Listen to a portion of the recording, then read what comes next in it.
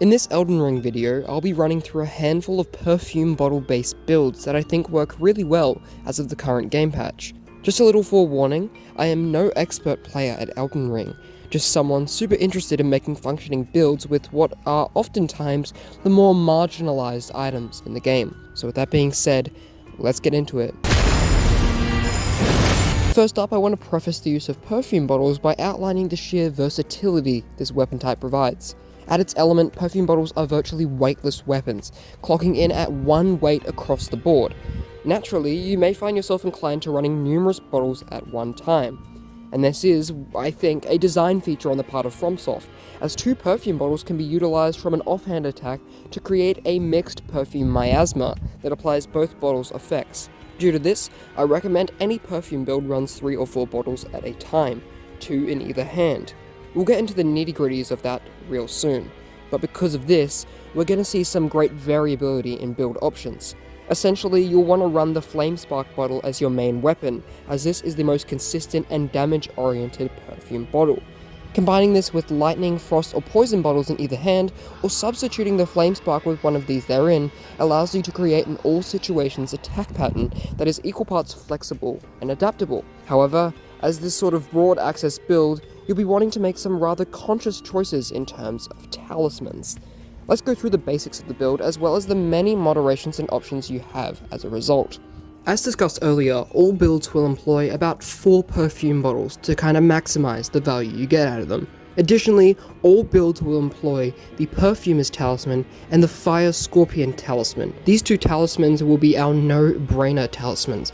Firstly, the Perfumer's Talisman boosts all perfume bottle related attacks by 20%, which is obviously our go-to for a perfume bottle build. The Fire Scorpion Talisman boosts all fire related damage at the cost of some damage negation. Now if you are hellbent on not using the Fire Spark bottle, then you can replace this with something more relevant, something that might boost your poison damage, for instance. However, this is a really important one, especially alongside some of the incantations we'll be discussing soon. Your other talismans will kind of depend on the build you want to go for. If you want to use an Out of War like the Rolling Sparks or the Wall of Sparks, then it's a good idea to invest in something like Godfrey's Icon or the Shard of Alexander. Additionally, if you're thinking of using sorceries and skills, you can use both of these to get a significant damage buff of about 30%. Otherwise, the Two-Headed Turtle Talisman is perfect because this is a stamina eating build. You're going to need a lot of endurance, so if you don't want to sink a ton of points into endurance, you can sacrifice some of those by using this talisman. If you're going to invest in mostly charged attacks, you will be going for the Axe Talisman, which boosts the damage of charged attacks by a significant 10%. Charged attacks have this kind of delayed throw that sprinkles out further than your normal heavy or light attacks, and it's a great option if you want to go that route. However, I opt for something more like the Ailment Talisman. This is, I think, a talisman that's quite slept on. It reduces the first instance of a status effect you would receive by giving you an instant immunity of about 350 for a short time once you develop that status. For instance, if you got Scarlet Rot, it will give you a 350 immunity to Scarlet Rot for a short time. This is incredibly helpful because this build is quite squishy, so in order to maximize the amount of Crimson Flasks that we are using, something like the Ailment Talisman can be very effective. Of course, you could switch this out for something like the Crimson Amber Medallion +3, which you can also get in the DLC, which kind of increases the amount you heal from one flask.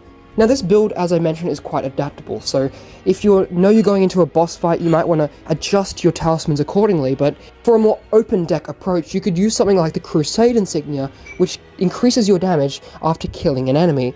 This build is perfect for killing swarms of enemies, so you could throw that on if you want kind of a all-around damage boost in the open world.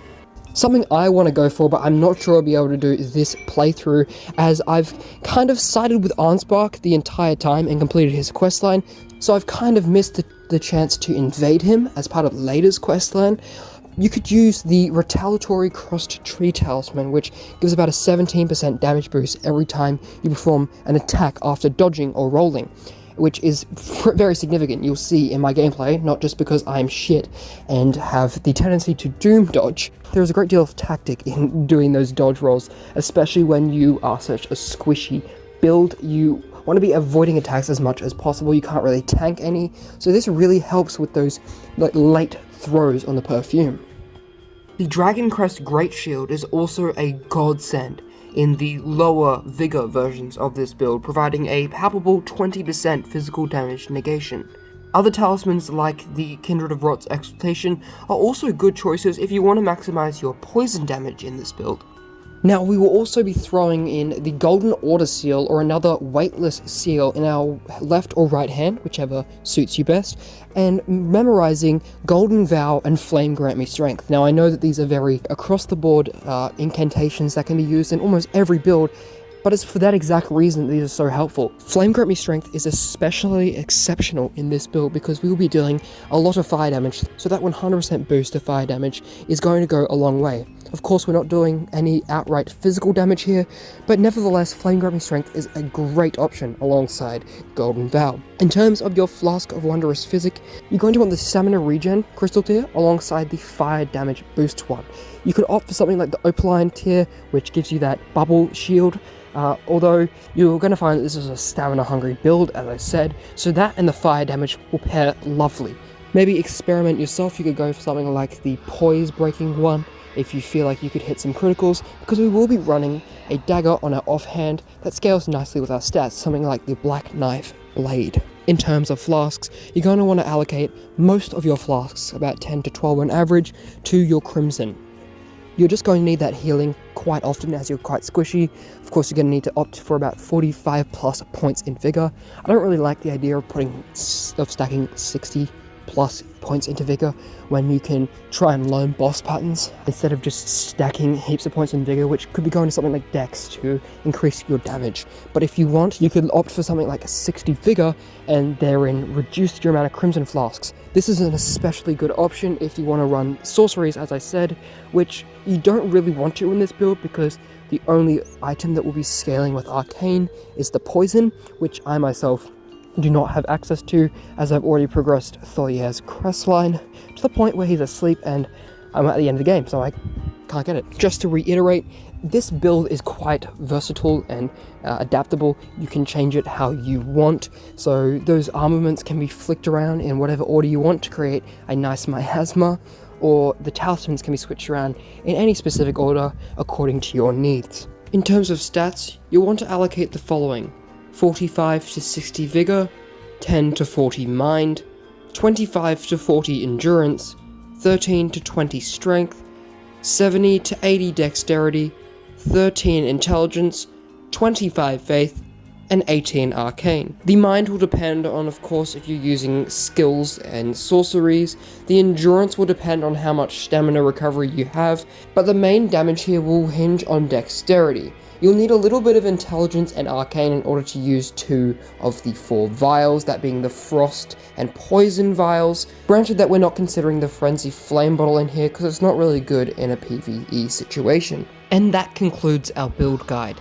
Thank you so much for watching. If you have any questions, feedback, or any suggestions for this build, please leave a comment down below, and I will see you next time, whenever and wherever that may be.